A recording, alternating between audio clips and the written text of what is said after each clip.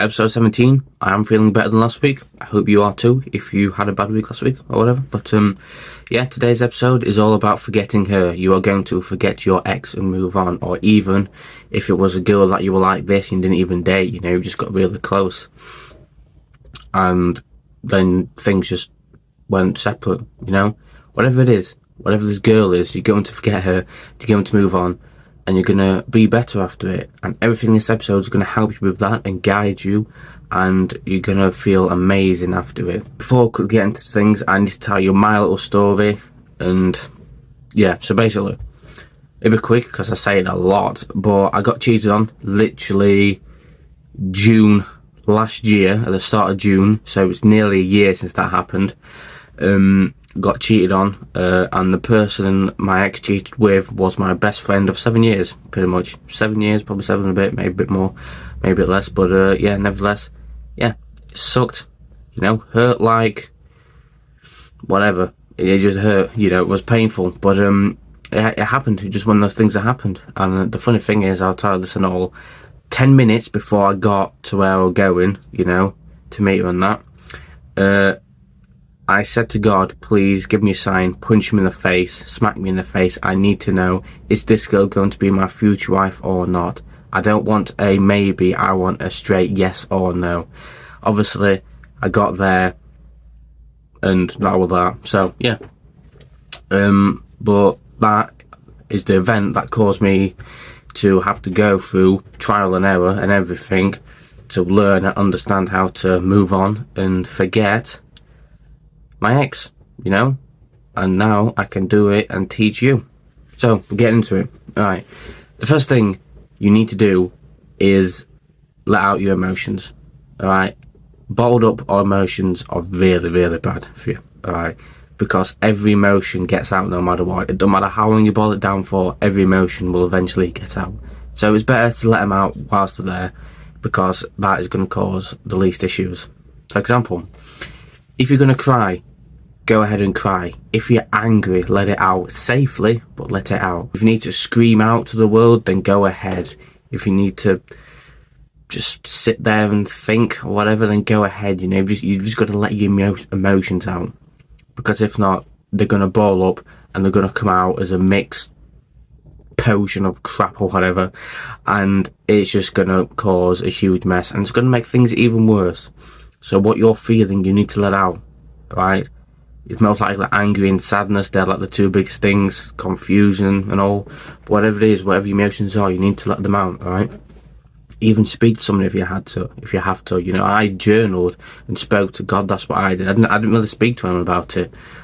I don't think I did at all. I mean, I spoke to a few friends, but it weren't like proper deep conversations. It was just like, oh, this has happened, and they're like, oh, I'm sure I'll be alright and all that and so on. But the two things I did, I didn't really open up to people about that. I just journaled and spoke to God, and journaling was like the best way to get my emotions out. Speaking to God, I could get my emotions out. First thing is, you need to let out your emotions and do it safely. That's the most important thing, safely. Don't just go out and go partying because I'm letting my emotions out, whatever. No, be logical, okay, and don't be stupid. Next thing is learn something. Why? Because this will take your mind off your ex. It will take your mind off her, and it will allow your mind to step back and have a break and maybe even evaluate things. So when you do get back into the situation or whatever, you can have a fresh perspective on things. So what do you want to learn? That's what you can go and learn. Learn something new or improve something you already know.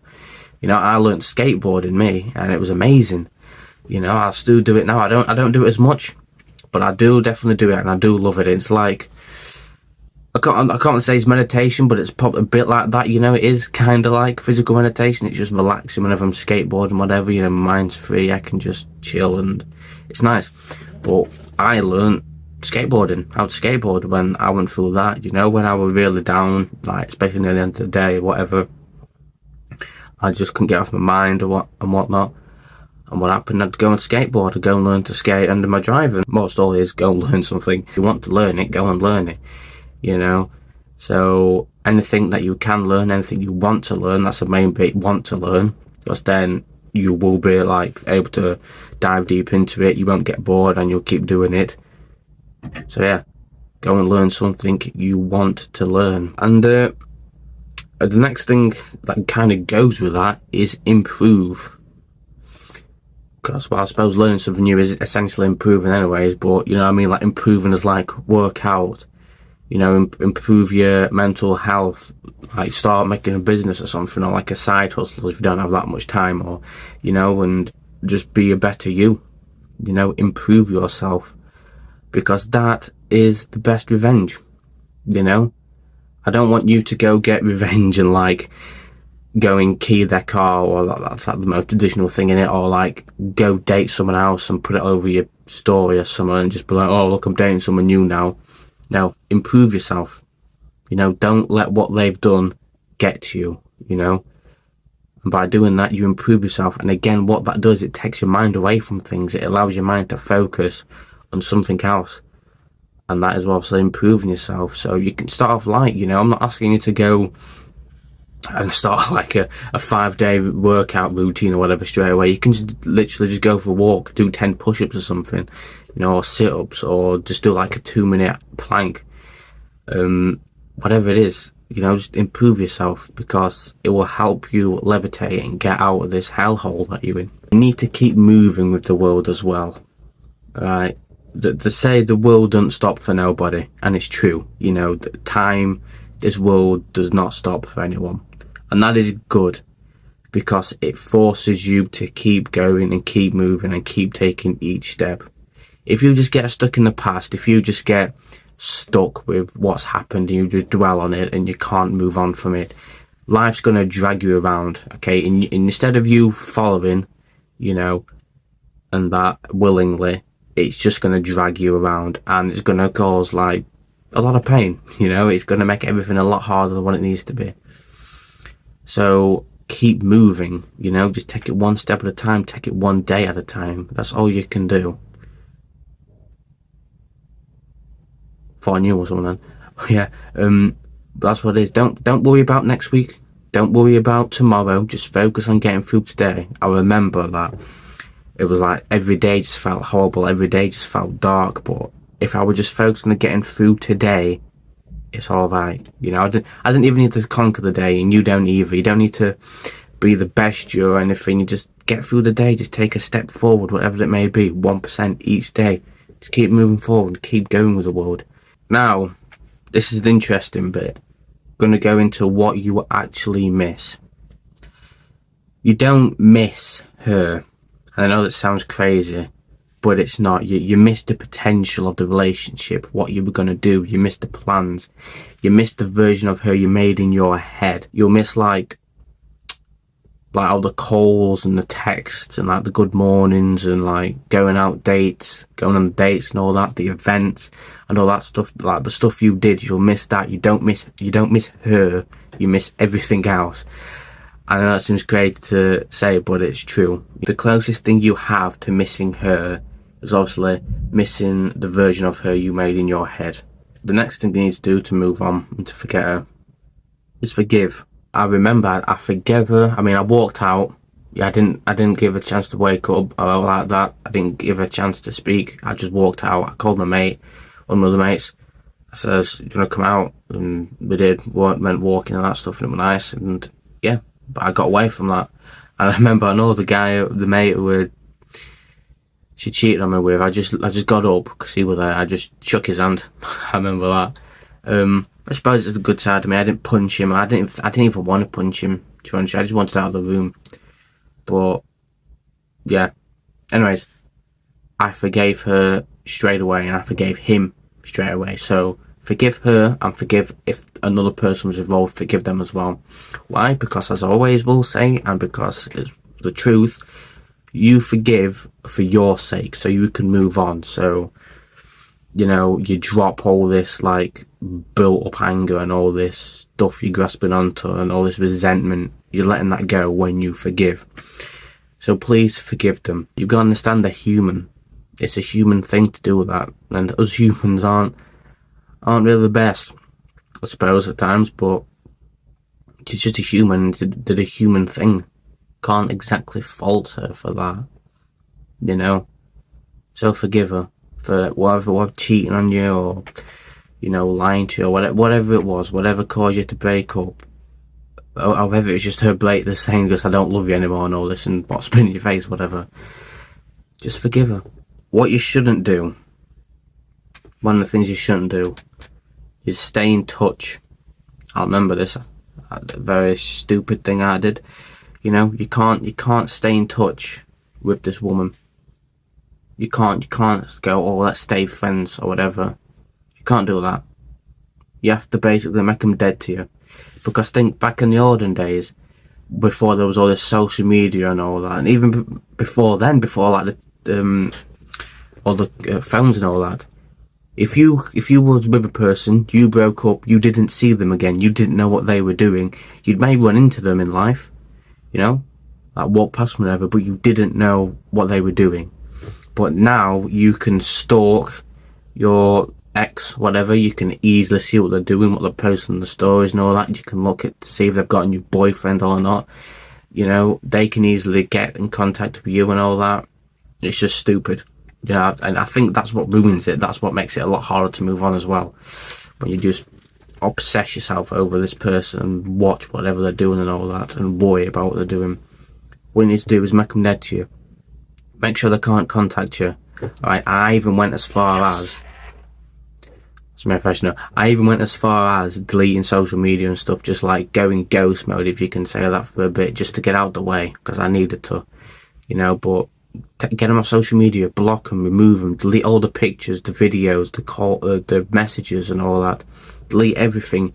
Make sure if you want to go through your entire phone, make sure that not one thing on your phone is something to do with them. And that's what it is, to make them dead to you. Because if not, you're just going to see that thing or whatever, and you're just going to hold on to it, and you're not going to be able to move on. But when you make them dead to you, yes, it can hurt deleting all those pictures and whatever, I get it. But it is a sign of moving on. It is you moving on, and you need to do it. So that is one of the things you shouldn't do, is obviously keep in contact with them and all that, and by doing that you make them dead to you. Don't stay friends and all that stuff. I'm going to go through, if they come back, what do you do? Well, it's very simple. If they come back saying they still love you and all that stuff, going, oh, I still love you, I still want you, and all this stuff, that's how it goes. Let's say you broke up for a valid reason, like they cheated on you, they just did something like that, basically, something really bad. You don't go back to them. Whatever. I do not care how much they confess, how much they say, oh, I love you and all this stuff. You never go back. Once they do something like that and break the trust relationship, you never go back. That's it. It's done forever. Right? Cut it off. Move on.